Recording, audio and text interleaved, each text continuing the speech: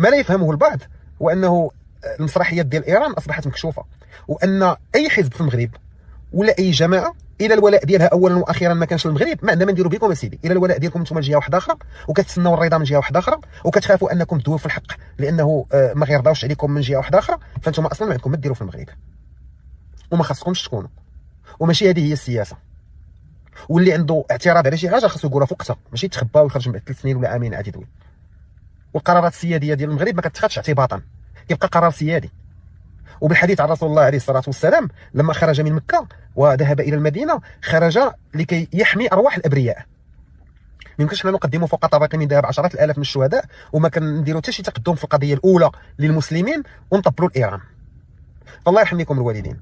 انا اعلن دعمي التام للفلسطينيين والناس ديال غزه والناس ديال لبنان، ولكن لا انسى بانه الى جانب الكيان المجرم هناك دوله تفعل المستحيل لاجل تدمير الدول العربيه ولاجل تدمير الدول المسلمه السنيه. علقوها حلقه في ودنيكم، قولوها للاستاذ بن كيران.